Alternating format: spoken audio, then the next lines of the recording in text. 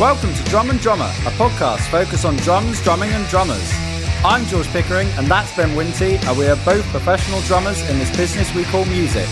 So stick around and join us as we pass the time whilst trying to stay in time. Well, speaking of time flying, I don't know even if you mentioned that, but September now, isn't it?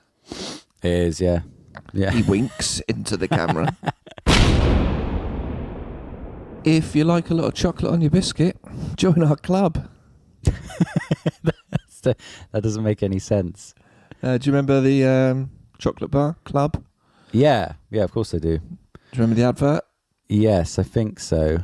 But there is a 10-year gap between our advert memory, you know what I mean? Yeah. Were you packed lunch at school? Yeah, big time. What did you... I'm talking... You have sandwiches, I can run you crisps? through it, boy. Sandwich, crisps, chocolate bar, and then maybe some sort of fruit. Wouldn't always have the fruit. But I'd always have an order. Easier to bin it than eat it. So much easier. I'd have an order to it. I'd always go sandwich, chocolate bar, crisps. And if I saw someone have crisps before the chocolate bar, I'd be like, that's fucking mental. Right, that is interesting because you're going savoury, sweet, savoury there. I am, yeah. A sweet sandwich. But no, hang on. Yeah. What was your sandwich? Ham. Usually ham with like Dairy spread. Ham sort of fueled this country, didn't it? This generation. You know. Yeah. The ham was and there was a type of bread as well, Mighty White. Yeah, Mighty White. So you remember Mighty White? Yeah. Mighty White with really processed ham and cheese spread. Well, maybe the chocolate bar will define our eras. What chocolate bar were you rocking? Well, that's a good question. I do remember the caramel bars for a while. My mum would buy them. Mm-hmm. But I don't know if I ever liked them because I felt like that's too much wafer going on in a chocolate bar. Just give me the chocolate, you know what I mean? But maybe a penguin. Penguin was always up there. Penguin. Yeah. What about you? Yeah. Remember for your school lunch? Yeah, ham and cheese sandwich. That's it. White bread. Crisps. Yeah, would be, generic salt and vinegar. Or if I was a lucky boy, nice and spicy knickknacks. Nice. Yeah, put good on your Monster Munch. And the chocolate bar, Penguin, Wagon Wheel, Trio. What's that? Right, that's the dividing line. That's the dividing line. Trio was a sort of was a chocolate bar, innit? Blue ribboned. Yeah, I remember them. And Club. I think if you like a lot of chocolate on your biscuit, join our club. Great. I think from now on, because we're getting through these episodes now, just start each episode with a different advert tagline and see how we go. And then we're off. Yeah, that was perfect. Well, speaking of time flying, I don't know even if you mentioned that, but September now, isn't it? It is, yeah. He winks into the camera. Yeah, because life's busy. And I said, Ben, can we do 2 in a week? And he said, yeah, but we won't have anything. I mean, we didn't have much to talk about on the one before, but, now we're even more scraping the barrel. But also not, because there are interesting things to talk about. Sure. So let's just go straight in. Off? Yeah, I'll start us off, because you've got a lot of stuff, and I've kind of only really got one thing. So I mentioned before about doing this gig in Zurich with Aura. And it's posed some questions about, fees and money and how is the best way to do it. So I was trying to do everything I could, as in terms of like, I was going to a show the night before. I'd have to be in Zurich. Going to see Anthony Jeselnik. Love on the Jeselnik. Yeah, I know you do. On the Thursday, and then the gig was on the Friday in Zurich, and then I had a function. Apollo, isn't it? Is that where? Is that? I don't know. That's where the gig would have been because I looked it up because I went to see him on his last tour. I remember you went to see him on his last tour. I remember you telling me that he ended with a bit on abortion for like 15 minutes. Yeah, it was amazing. You said it. Yeah, that's what you said. Yeah. So anyway, I was going to try and do all of those things. I was going to go, right, I'll see Anthony Jeselnik on the Thursday night, and then either stay in London at my brother's or come back to Brighton and then get the plane from Gatwick at 7 a.m. on the Friday morning, fly to Zurich, do the gig, and then if I even could, fly back the same night if there was a flight. But we were on at 9 at this festival. So I was going, right, well, I might have to fly back on the Saturday morning. But then I got this function gig and I was like, it'll be fine. Like, if I, plane lands in Gatwick at 11 a.m. and I'll do the function in the evening. And I started to get to... If the plane lands. Exactly, yeah. If it's not delayed. You want it to. You want it to land. But I was thinking, okay, this seems like a lot. So first of all, I had to book it. I had to plan it with her, and we had to work out a deal. And, the deal was she'll pay for flights and pay for my gig fee on the day. Like, that's what I asked for. I said, pay for flights now and I'll book them. And then when I do the gig, pay me my fee that I asked for just for that Friday. And then I spoke to Johnny Brister about it because he was the one that originally put me in touch with her. And I was saying, just want to let you know that person you put me in touch with, she's called back and I'm doing another gig. It's really cool. And he was very honest and said it's great, but also next time try and think about a way of going by a day rate thing, because he said that Thursday that you're flying out, because here's the point, I changed it to I'm not going to go to the Anthony Jeselnik gig because it's going to be too mental, so now I'm going to fly out on the Thursday. So that Thursday's gone. I can't work on that Thursday really. And then it got to a point where I was like, do you know what, this function's going to be too stressful. Between now and the day of the function, I'm just going to be worried, what if the flight gets delayed or anything, and it's on the Isle of Wight, and it turns out we have to be on the Isle of Wight for 4 p.m. So I was like, that's going to be too tight, It might be doable if everything lands perfectly. To potentially navigate that is obviously, flying from Zurich as the plane crosses over the channel, just ring the bell and go, can you let me out here? Yeah, just drop. Parachute. Yeah, I'll leave my kit with you can Lennon. see it, easy to aim for. This is it. And it's the south of the Isle of Wight as well. So just, even if I miss it in a bit and I have to swim, it's okay, Because it's annoying when you have to go further than your destination to come off the motorway and then go ridiculous. back on yourself.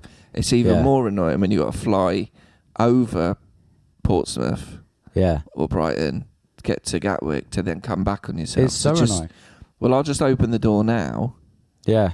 Hop out, Yeah. and then you can carry on to the airport, and I'll just exactly gently glide down. Yeah, full with style. Even when you come back from Dublin, the plane goes over Brighton. You're going, well, why am I going? This is mental. You're like, I can see it. That's the I-360. And you do think, just drop me here, Instead, you got to go all the way to Gatwick. But as disgraced Louis C.K. said, comedian Louis C.K. did say, but you are getting to fly, so maybe stop moaning. Do you know what I mean? I'm always like, oh, God, what? I've got to go to Gatwick now to go what I've just flown over. It's like what people 200 years ago would kill to do this, Anyway, so I was like, right, okay, I'm just, for peace of mind, cancel the gig, cancel going to the gig on the Thursday, just go to it, just fly, to Zurich, and then I'm in Zurich the night before, and then we can rehearse on the day, because it was kind of like she started to be like, look, are you sure you can do this? This seems like you're trying to pack a lot in. And I was like, no, you are right. Let's cancel stuff either side. So yeah, on the Saturday, I found a debt last night for the gig. So now I've lost that gig, and so then it poses a question of should I have charged a day rate for that day and be like, look, I am going to have to lose a gig. Can I have some more money, please? But the thing is, it's already done. And I don't mind too much because it's part of me is like, well, cool. It's cash versus experience, isn't it? It's one of them situations, because if you go, I'm not saying this would happen, and I'm not discouraging from getting, any musician getting what they feel like they deserve. Yeah. But if you start going, I want my gig fee and my day rate, there is every chance. Yeah, I can't afford that. Yeah, of course. Yeah. I'll get someone else who lives in Zurich. You know, but you got to look at it as well as, you're missing out on the Isle of Wight gig, a wedding, I assume, a function. Yeah. Yeah. You've done it before. You've done that. Yeah. Like too many times to remember. You and Kasabian are always going on the ferries to the Isle of Wight and back. You've not flown to Zurich to do a gig before. No. So you're still getting paid. Great. Yeah. But one experience in it. Yeah. Because I used to do a lot of Europe shows with Gypsy Hill. And I'd never lose money, but I wouldn't really come back with money. Like, we'd get paid, but we did get treated well. Maybe I'd go to Switzerland for 4 days and I'd come home with €300. Yeah. You know, pro rata, not great, is it? No. But I'm so glad I did it. So good, such a good experience to go and play in a foreign country, and you know, you're building your connections with Aura and stuff. So Johnny's right, and lesson learned. But that's all we can ever do is learn lessons. Go with the best info we have, and then learn a lesson. Yeah, and it's funny, good isn't it? or bad. He's coming from a place where he's far more experienced and, you know, has been doing this longer and all those things. So it's like, you know, he can turn up to an artist and say, this is my day rate and this is my he can turn up in Lampeter with Richard Blackwood. Day rate sorted.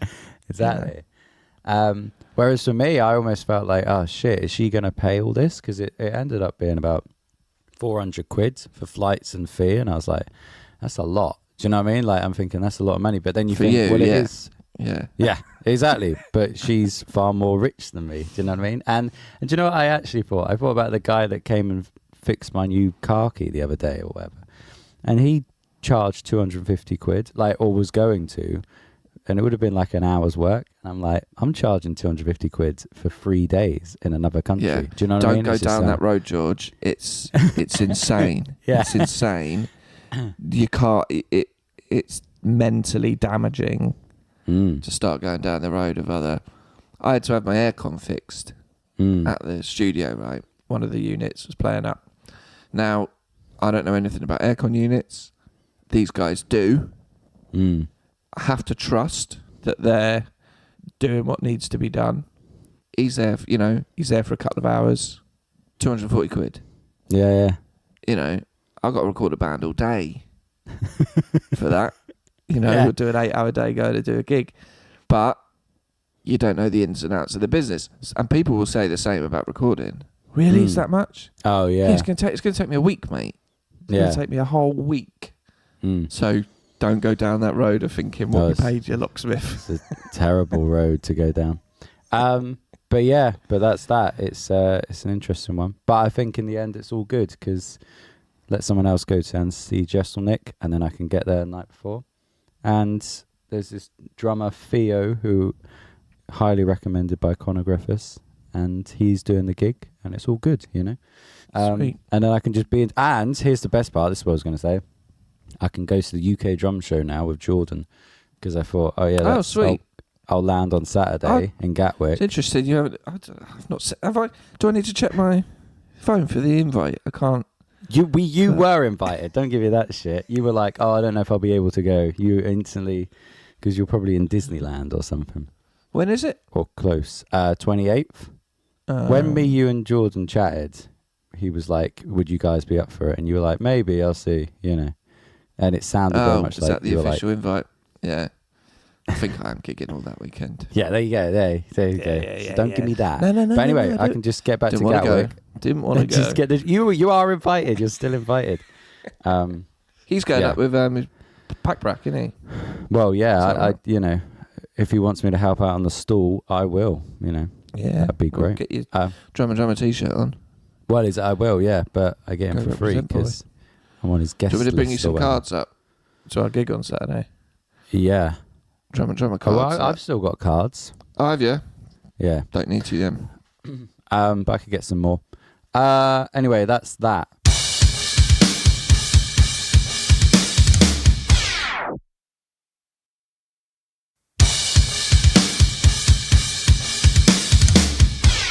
What you got, boy? Well, I've got a segue for you. Yeah, go on. I've got a delicious segue, almost as delicious as a lovely club chocolate bar. So you're talking about, we're talking about the value of money and the gigs and all that, right? Now, did a gig the other week, which I talked about last week, in Horsham, top 5 function gigs. Fortunate enough, paid full fee. We were paid full fee. Taxpayers' money in it. Cheers. In the district of Horsham. And I also mentioned that Ox played Victorious with his band, his function band, HYPR. Oh, yeah. And the footage I've seen looked amazing. I know what they got paid for that gig, and compared to a proper function gig, peanuts. Yeah. A pittance. But I guarantee you, I'll never do a wedding that good. No. So, that balance, innit? That's the memory. Well, I am playing for HYPR in September. I've got a gig with them. Ox has got me on board. Very different sort of function gig. I have done similar with another band, but it's all like electronic, drum and bass, garage, pop sort of thing. And the majority of it is to backing track and click. Different ball game to smashing out basket case, isn't it? It is a different ball game. So I've had usually a lot of the time you get a gig come in, innit? And you look at the set, I know all that already. Yeah. Well, I think there's only 6 songs that I've ever played before. Perfect. So big chunk of the set is new. The whole third set is basically medleys of like some garage tunes or some Fatboy Slim tunes. So over the last couple of weeks, I've got my head down into some A4 paper and a Sharpie. Big time. Let's learn these songs. So it's, again, I'm doing gigs now for X fee. I don't have to do any homework. I know the stuff already. I'm doing this one gig with this band. I've had to spend a lot of time learning these tracks, charting them out. So that's what I've been doing. But here's the cool thing, right?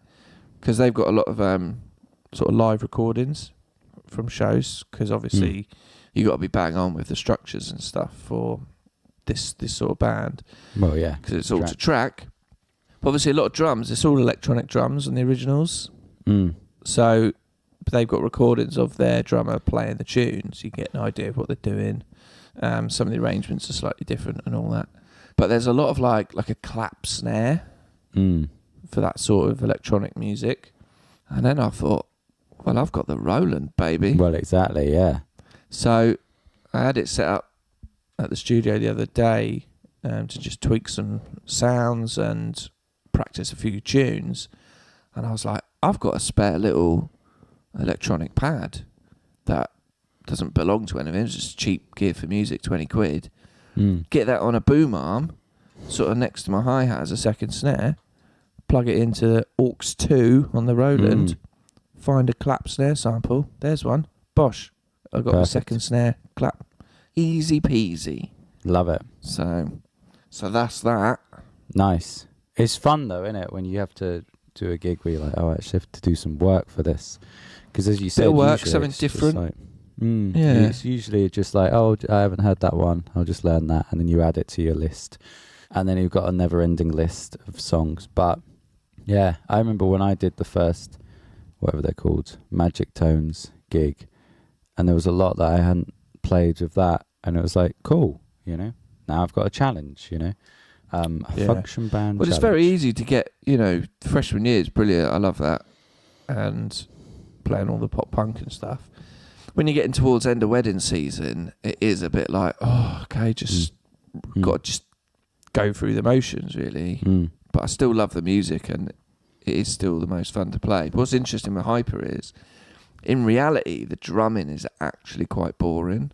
It's just a lot of 4 to the floor beats. You can make it more exciting with some drum fills and accents. So I think that's what I'll sort of do, make it, that there is a live drummer. But you don't want to go too flashy as your first gig with a band, innit? But it's interesting going, well, this is cool, but my love is still the pop punk. And it's like, well, I love playing in freshman year because that is the music that got me drumming. That's what inspired me to play drums. So it's nice, to have this hyper gig in the diary to keep things fresh. Yeah. Keep it fresh and do something new with some different musicians. So Nice.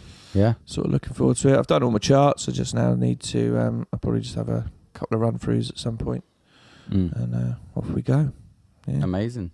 Well, yeah. When is it? 21st September. Big time. I got a really busy September.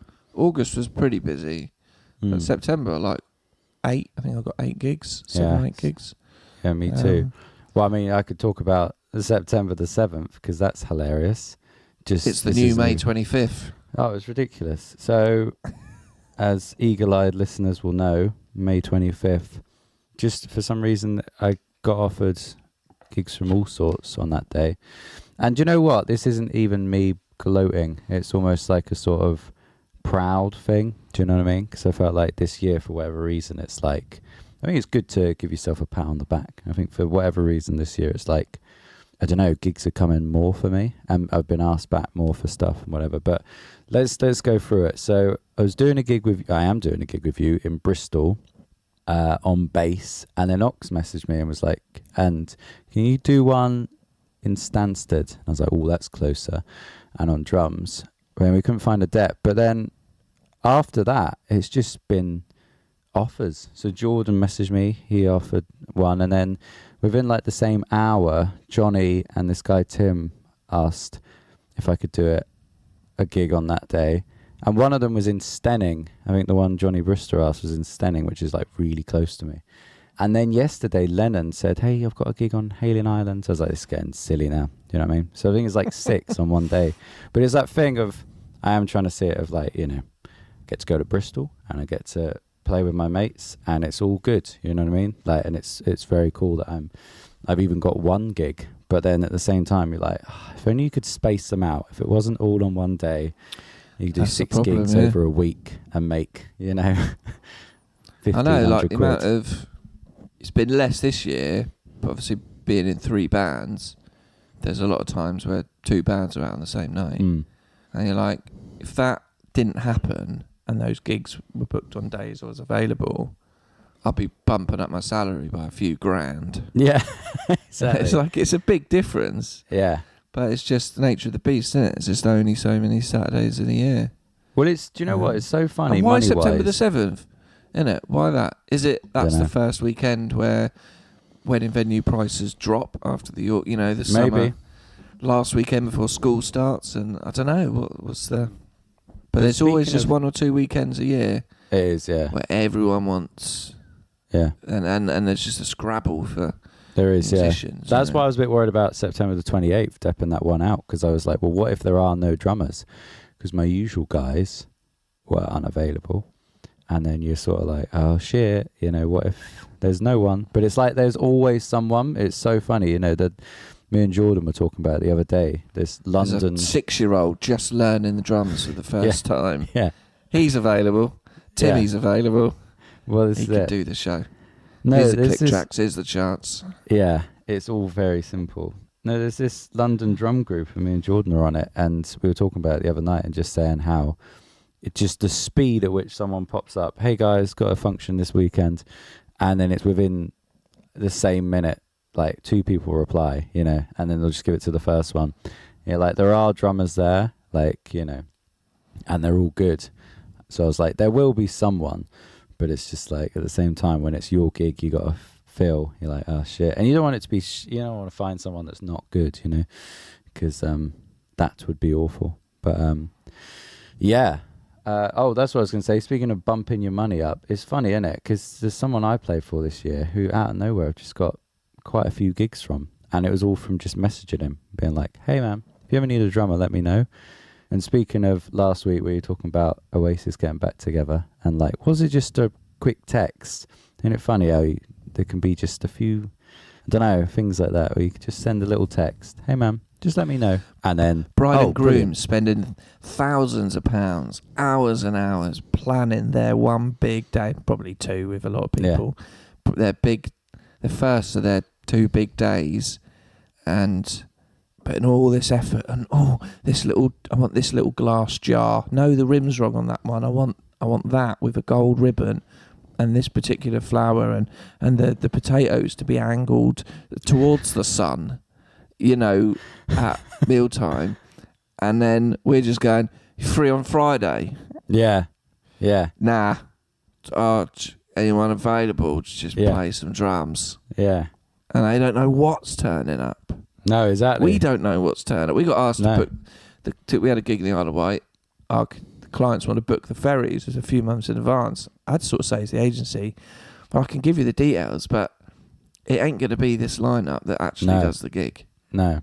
And lo and behold, we had a one-year gig came in. Me and Neil had to jump off, so we had to give. Just to let you know, we've just changed who's doing the gig. Yeah. And what cars you need to book the ferry for. Yeah. Sure, that raised no alarm bells. Yeah. Yeah. It's mad. It says in the contract, steps may be used. And thank God, because if it wasn't, can't hold me to that. Anything else to discuss? Well, I wrote a little couple of bits down. Obviously, the playlist is up. We still need to update it with some of your stuff and listener stuff. So email us in. Give us some songs that you play drums on. We'll put them on. But just to say, there's a couple of Norm Archer tracks on there.